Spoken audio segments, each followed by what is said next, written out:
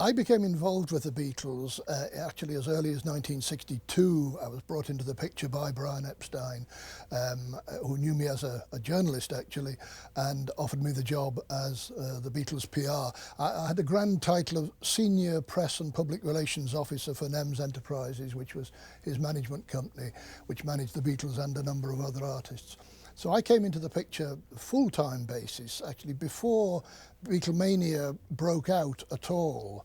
Beatlemania does have a birthday. It was in the autumn of 1963 that things really began to happen. And for the first few months, I had been spending all my time going out promotionally, shall we say, looking for media coverage on the Beatles and getting a pretty hard time from the national newspapers generally, getting a better time from the teeny bop magazines who recognised the sort of visual potential of these four nice faces and these four mop tops, that they were good for front covers and so forth. And then in the early part of 1964, the Beatles made their first movie, A Hard Day's Night, and I would go down to some of the locations. I went down particularly to the Scala Theatre, which in fact was precisely where we're sitting now. It's long gone. The Scala Theatre burnt down in 1970 and afterwards, curiously enough, became a television company headquarters for Channel 4 television. And I say curiously because, of course, in the movie, In A Hard Day's Night, the Scala Theatre, this very small West End theatre seating about 350 people, was intended to depict a television theatre where they were supposedly making a television programme. The 350 people who made up the capacity audience, as it was, in the Scala Theatre right at this location, they were by and large actors from drama schools, and they were paid there, $5 or some stupidly small amount to come along here and act. And what they were supposed to be doing was acting as fans. Well, most of them didn't need to be told to act like fans. Most of them were Beatles fans, and they came and saw this one concert. But in fact, in doing so, they got more than most fans who went to one single concert at a theatre, because they saw this done over and over again, which the average theatre goer, the average concert goer, would never see. They were referred to as John, Paul, George and Ringo, and we saw the word Beatles on the drum kit and everything in the film, but they were never actually referred to as the Beatles. They weren't the Beatles, they were a fictional group with a script, of course, done by Alan Owen, which brought in a lot of the Liverpool humour, which it should have done, of course. Alan was in a beautiful position to know what Liverpool humour was all about, and he knew how the four boys would be able to kind of translate his lines into very, very natural spoken words. There you go, hiding behind a smokescreen of bourgeois cliches. I don't go messing about with your earphones, do I? Spoil sport. Well, the press generally, the media at large, were treating the Beatles as a pop sensation, a teeny bopper sensation, phenomenon, rather than anything else. They weren't all that surprised, they weren't all that impressed to hear that the Beatles were going to make a movie, because all pop stars in those days, in Britain and in America, made movies. Therefore, I think they went with very low expectations, and because the Beatles were by now making #1 records on both sides of the Atlantic, I think the press knew that they would have to say some nice things about the Beatles, because the press always go along with the flow of public opinion in such situations. But they did not realise that they were going to find a movie that actually had a well-written script, an entertaining script, and with songs in it that were not just sort of rubbish throwaway songs thrown onto the soundtrack, as it were. They were all good songs, which in fact John and Paul had written in a great hurry. And in my experience, John and Paul were often at their best. The Lennon-McCartney Tunesmith duo was at its dynamic best when it was working under pressure and to a very short deadline. And with this, they really were working to a very short deadline with most of the tunes for the movie, and the title one in particular, because of course the title wasn't thought of until at the last moment. So all these things actually made it particularly exciting for the press, unexpectedly, shall we say, exciting for the media when they came to actually review the film. And there was a sort of sharp intake of breath, of surprise at seeing these four guys not coming out of it as magnificent, you know, Shakespearean actors or anything like that at all. They didn't have to act. The Beatles were more or less being John, Paul, George and Ringo in the movie. We can't walk out on us now. Can't he? He's done it, son. Hey, you know what happened? We know. Your grandfather, he stirred him up. He hasn't. Yeah, he filled his head with notions, seemingly.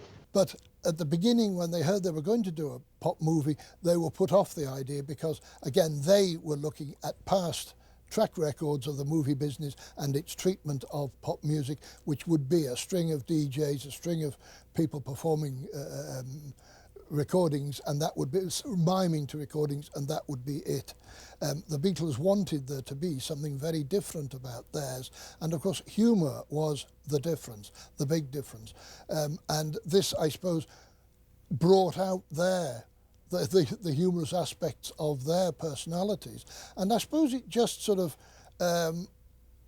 well, it acted as a catalyst, if you like, a two-way catalyst, if you like, between the Alan Owen script and the Beatles' own sense of humour. And it meant that the public had a much faster appreciation, an instant appreciation of that other side of their talents, the humorous side of it. What did come across is the actual group as it was, off as well as on. Alan Owen had captured a lot of what the Beatles were like when they were off camera, off stage, etc. And I mean, a lot of the one-liners that the Beatles came out with in that film were, in fact, things that they had said to each other and to us long beforehand in the office. I mean, the typical one-liner might be me saying to George, "Oh, you've had your hair cut," and he would say, "Yes, that one." That kind of thing. The Beatles were coming out with that kind of stuff all the way along the line to their inner circle of business associates or buddies, pals and mates, so that we were all used to that kind of thing. But their humour had not been exposed before in public to the same extent. And therefore there was this magnificent marriage of Liverpudlian scriptwriter Alan Owen, who had a good sense of humour himself, marriage between that and the Beatles, who had the same Liverpudlian natural sense of humour. The marriage of these two things worked beautifully. And a lot of the humour in the film was pure Beatles and pure Liverpudlian. And there was this blurring between fact and fantasy in that a lot of the things that were said, we don't know to this day with some of those sort of one-liners, catchphrases, call them what you will, whether they came originally from a Beatle or whether they actually came from Alan Owen's inventive brain. You'll really dig them, their cab and all the other pimply hyperboles. I wouldn't be seen dead in them. The dead grotty. Grotty went down after the film as being sheer Beatles.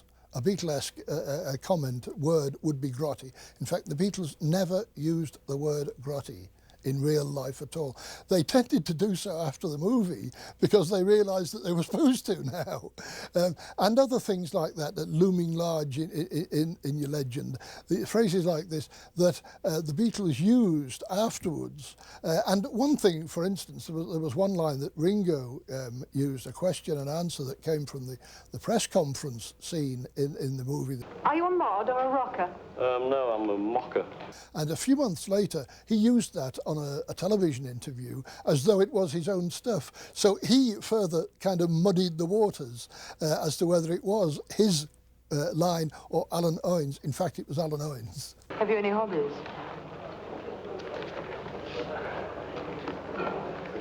During the making of the actual movie, while the shooting was going on in and around London, we had a great deal of press coverage, but of course none of it was in any way critical. It was mostly pictorial. It was pictures of these fans, crowd scenes, the Beatles being chased all over the place by mobs of fans and being held back behind lines of policemen and this kind of thing. And again, there was this blurring between fact and fiction because, of course, those policemen were on this one occasion for this filming they were actors. But in the long run, they looked like real policemen and real fans chasing the Beatles. That was the kind of coverage that we got during the making of the picture. And the reviews, I mean, weren't just sort of saying, here was a great pop group or anything like that. Of course, there was positive praise for them, for the music in the movie. But, for example, the Times, of all papers, most prestigious of the lot, probably the London-based Times, talked of outbursts of goonish visual humour. Now, the goonish side of things, this related, of course, to the Goon Show of the 50s, mainly a radio phenomenon, the Goon Show, which had starred Peter Sellers and a whole team of outrageously futuristic at the time comedians, surreal comedy, which Dick Lester, the director, had brought into A Hard Day's Night superbly. Where are you going, John? She's going to show me a stamp collection. The Beatles were in the papers every day, because don't forget that by now there had been an outbreak of, uncontrollable outbreak, an epidemic of Beatlemania in America as well as here, and in Australia and on the continent. So the thing had gone global. And therefore the coverage of the Beatles, the slightest thing that happened made enormous headlines. When Ringo went into hospital to have his tonsils out, the fan club telephone lines in Covent Garden were absolutely inundated with calls, national calls and international calls at all hours of the day and night. And eventually the whole Covent Garden switchboard, the Covent Garden area switchboard at the telephone exchange became jammed.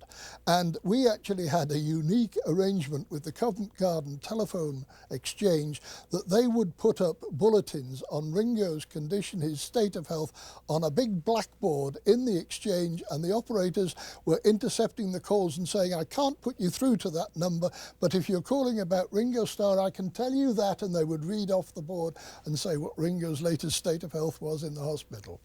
There were twin premieres in July for A Hard Day's Night. One of them, of course, in Liverpool, Beatles' hometown, and the other in London's West End. And an amazing number of fans turned out for each of these. And the media coverage, of course, of the number of people, that was no surprise to us. And it would not have surprised us, of course, to get a lot of coverage from the music press and from the kind of rock journalists generally in the national newspapers. But what was pretty exhilarating was to see how the serious film critics actually took this film and realised readily that it was more than the usual teeny bop movie, and actually sort of reviewed it in a serious and sensible kind of a way. So Beatlemania now is in full swing globally, if you like, certainly particularly in Britain and America, and it is now established that the Beatles are the world's #1 pop and rock group of the era.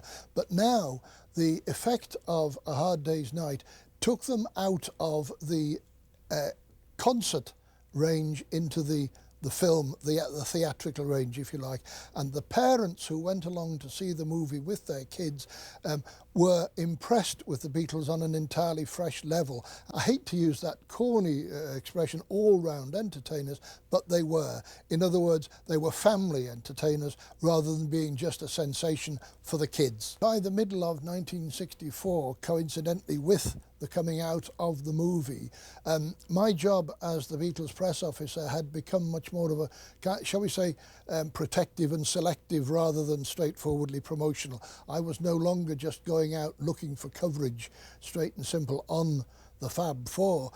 I was now able to be more selective and choose what we did, and their views were sought on a wider and wider range of, first, entertainment industry topics, and of course later on generally on social and political matters, which pop stars weren't supposed to talk about. Pop stars were supposed to be seen and not heard. Pop stars didn't do a lot of things in those days. They didn't get married, they didn't talk about religion, and they stood up there in their gold lame suits on a pedestal and sang Pat Boone type songs. That's what pop stars did pre-Beatles. But now the Beatles brought out opinions of their own. They were being accepted as spokesmen for their generation. The depiction of the press, of the media in A Hard Day's Night was half fictionalised. What happened with Alan Owen is that he kind of amalgamated what happened typically in Washington at a consular reception for the Beatles and what might happen at a press conference. Now, they're two very different things. Press conferences that the Beatles used to give in cities all around the world, it was my job to set those conferences up, and those were much more formal affairs where you had the press sitting in rows and asking questions. Now, those were much more kind of serious working affairs, if you like, than the press party, the reception that's depicted in the movie. But of course, this was artistic license on Alan Owen's part, because it wouldn't have been particularly entertaining to see rows and rows of journalists putting their hands up and being pointed at by me to ask the next question. How do you like your girlfriends to dress? That wasn't really what happened when the press were talking to the Beatles along the road, although press conferences did in themselves go through sort of various stages. They started out in the earliest days, of course, of the Beatles being asked the stupidest and most basic of questions. How old they were they all from Liverpool, was that really their hair, and on all this kind of thing. What do you call your haircut? I call mine Fred, all that kind of stuff. What happened was that whenever they were asked an awkward question and they felt that they were backed up into a corner, they very often fought their way out of that corner by going for the laugh line. By just coming back, instead of answering the question, straight and simple, they would come back with some hilarious laugh line that would get them off the hook, also make the journalist in some cases look pretty much of a fool for asking such a daft question. But it did mean that the press conferences more and more turned into straightforward variety shows, vaudeville shows, if you like, with an audience rather than simply working press, where you get these sort of great roars of laughter and applause, and the turn, you know, that these four mop-top comedians at the front there sort of coming back with very clever one-liners all the time, and the audience roaring with laughter as though it's a show. So it's very strange, because it's almost as though fact and fiction really had come full circle, and the stuff depicted in A Hard Day's Night was now for real. Boys, come on, your press conference. Where have we been? It's your press conference we're arranging. Get out. All right, give us a couple of shakes to get our breath, will you? Give us a shout when it's over. It was a job that they thoroughly enjoyed in the end, probably one of the most enjoyable projects that they did during their entire lives.